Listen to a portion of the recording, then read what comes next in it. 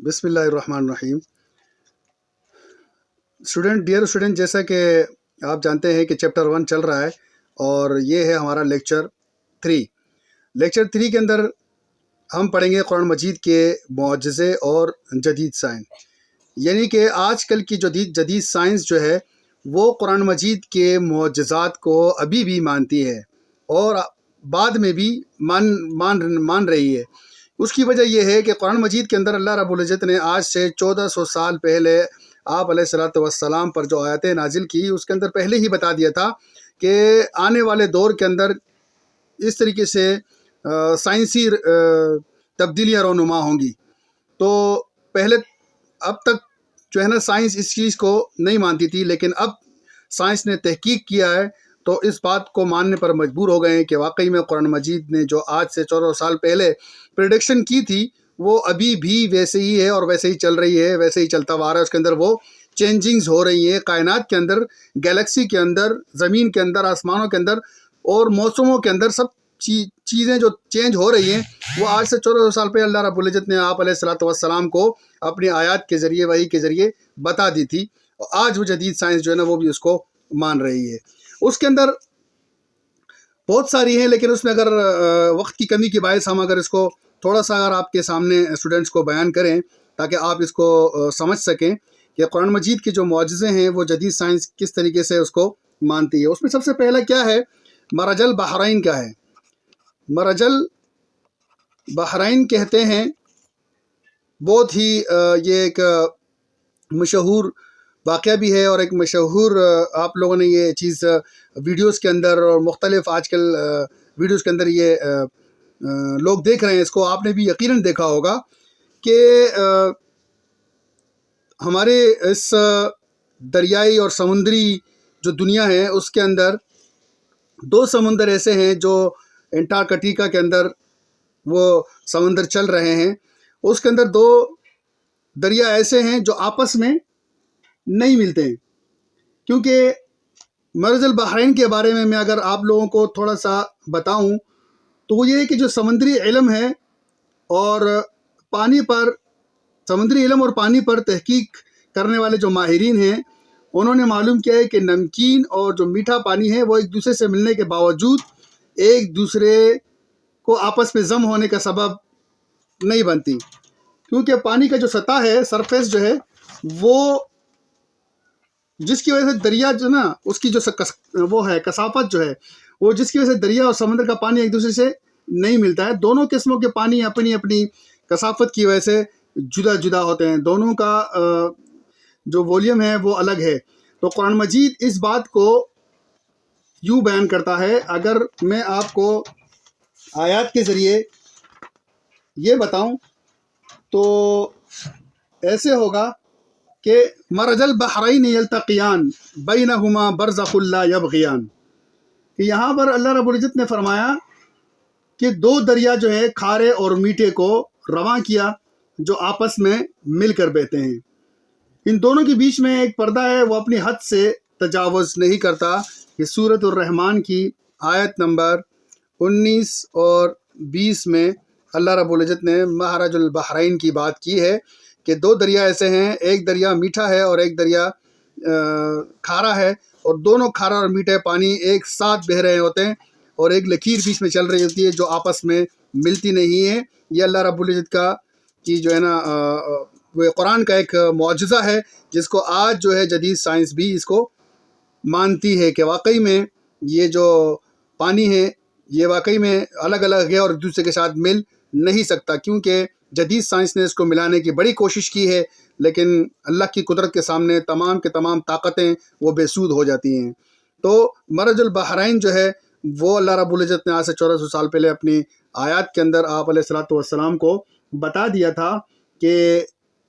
2 سمندر جو ہے وہ آپس میں کھارے اور میٹھے پانی کی وہ کبھی بھی آپس میں نہیں مل سکتے، جس کا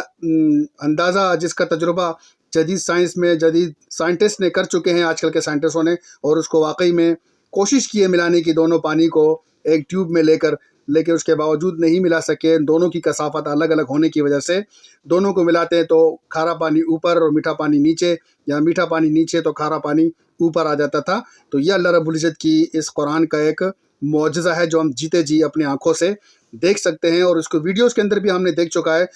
دیکھے ہیں، اور کبھی اللہ پاک ہمیں بھی لے جائے تو ہم اس کو اپنی آنکھوں سے بھی لائیو دیکھ سکتے ہیں۔ اسی طریقے سے دوسرا ہے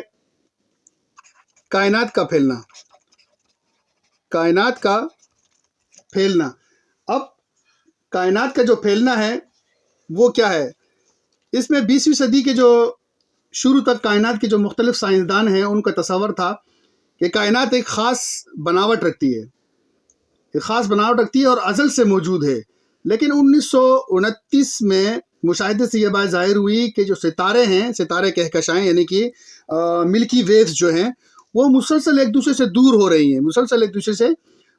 رہی ہیں، یہ بات جو ہے کائنات کے مسلسل پھیلنے کی حقیقت کو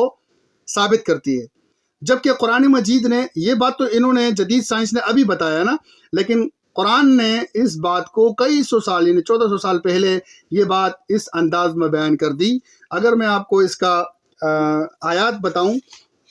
تو وہ ایسی ہوگی کہ وَالسَّمَاءَ بَنَيْنَاهَا بِأَيْدٍ وَإِنَّا لَمُوسِعُونَ، اور آسمان کو ہم نے قوت سے بنایا اور ہم ہی اس کو وسعت دینے والے ہیں۔ ہم اس کو کیا ہے؟ وسعت دینے والے، یعنی کہ اللہ رب العزت نے اپنی قرآن کے اندر اپنی آیتوں میں یہ بات پہلے بتا دی۔ سورۃ الذاریات ہے اور اس کی آیت نمبر 47 ہے، 47 میں بتا دیا ہے زاریات، اب میں نام بھی لکھ دیتا ہوں، سورہ زاریات، اور یہ ہے سورہ رحمان۔ آپ اس کا مطالعہ بھی کر سکتے ہیں، اس کا ترجمہ بھی آپ دیکھ سکتے ہیں، تفسیر آپ خود سے مت پڑھیے گا، تفسیر کسی عالم سے معلوم کیجیے گا، وہ آپ کو اس کی تفصیل اور تفسیر بتائیں گے۔ اچھا جی، یہ میں نے آپ کو بتا دیا۔ سورہ زاریات کے اندر آیت نمبر 47 میں اللہ رب العزت نے فرما دیا کہ ہم ہی نے کیا کیا ہے، اس قرآن کو ہم نے اپنی قوت سے بنایا ہے اس دنیا کو، اور بے شک ہم ہی اس کو وسعت دے رہے ہیں، یعنی کہ پھیلا رہے ہیں۔ تو پھیلانے کا جو بات ہے وہ کائنات کا پھیلنا، وہ اللہ رب العزت نے سن 1400 سال پہلے ہی بتا دیا تھا، اور آج جو جدید سائنس ہے وہ اس کو یہ ثابت کر رہی ہے کہ واقعی جو ملکی ویو گیلیکسی ہے وہ کیسے ایک دوسرے سے سیارے اور ستارے اور جو آسمان ہیں اور جو دوسری طریقے سے جو ہے نا آپس میں یہ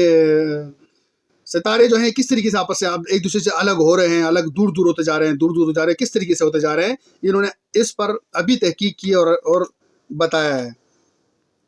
اسی طریقے سے میں اگر تیسری بات کرتا چلوں تو وہ ہے فنگر پرنٹ کا مطلب ہے کہ انگلی کے جو نشانات ہیں، یہ جو نشانات ہیں یہ انگلیوں کے پوروں کے جو نشانات ہیں، اسے کہتے ہیں فنگر پرنٹ۔ اگر دنیا میں ہر انسان جو ہے نا وہ یہاں تک کہ جڑواں بچوں کے انگلیوں کے نشانات بھی جو ہے نا وہ الگ الگ ہوتے ہیں۔ جب بھی انسان پیدا ہوتا ہے، یعنی کہ آدم علیہ السلام سے لے کر اب تک اور قیامت تک جو لوگ پیدا ہوں گے، ان سب کے انگلیوں کے جو پورے ہیں یا ان کے نشانات جو ہیں وہ سب الگ الگ ہیں۔ یہ لوگوں کی پہچان ان کی انگلیوں پر بنے کوڈ کے اندر محفوظ کر دی اللہ رب العزت نے،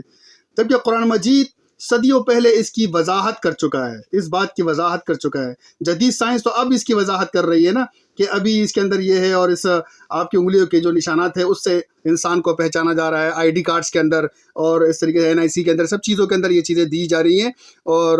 ایک کوڈ دیا جاتا ہے جس سے انسان کی پہچان ہو رہی ہوتی ہے۔ تو اللہ رب العزت نے یہ پہلے سے ہی بتا دیا تھا کہ ہم نے اس کو اس لیے الگ الگ کر دیا ہے، اس لیے ہم نے سب کو ایک دوسرے سے جدا کر دیا ہے تاکہ کیا ہو، ایک دوسرے کی پہچان ہو سکے۔ تو قرآن مجید نے اس بات کی وضاحت پہلے کر چکا ہے، جیسے قرآن مجید میں آیا ہے، جس کی میں اگر آپ کو آیات بتاؤں تو وہ یہ ہے اَيَحْسَبُ الْإِنسَانُ أَن لَّن نَّجْمَعَ عِظَامَهُ بَلَىٰ قَادِرِينَ عَلَىٰ أَن نُّسَوِّيَ بَنَانَهُ۔ اس میں اس آیت کے اندر اللہ رب العزت نے، یہ ہے سورہ قیامت کی آیات ہیں، سورہ قیامہ آیت نمبر 3 اور 4، سورہ قیامہ، یہ بھی آپ اس کا بھی مطالعہ کر سکتے ہیں اور اس کا ترجمہ دیکھ سکتے ہیں، اس کی تفسیر دیکھ سکتے ہیں مزید معلومات کے لیے، اور آپ علماء سے معلوم کر سکتے ہیں۔ یا پھر مجھے اس کے اوپر آپ پرنٹ وہ کر دیں، میسیجز کر دیں، تو میں آپ کو اس کے آپ کو الگ سے بتا سکتا ہوں اس کے بارے میں۔ باقی فنگر پرنٹ کا جیسے میں نے آپ کو بتا دیا، تو اس میں اللہ رب العزت نے کہا دیا کہ کیا انسان یہ خیال کرتا ہے کہ ہم اس کی بکھری ہوئی ہڈیاں جمع نہیں کر سکتے؟ اللہ کا نے کہا کہ ضرور کر سکتے ہیں، اور ہم اس بات پر بھی قادر ہیں کہ اس کی جو انگلیوں کے پوروں کے جو نشانات ہیں وہ بھی درست کر دیں۔ یعنی ایک ایک کتنے لاکھوں کروڑوں اربوں لوگ جو ہے نا آدم علیہ السلام سے لے کر اب تک جا چکے ہیں، لیکن قیامت کے بعد قیامت کے دن جب اللہ رب العزت سب کو زندہ کریں گے تو سب کی انگلیوں کے نشانات بھی ویسے ہی الگ الگ ہوں گے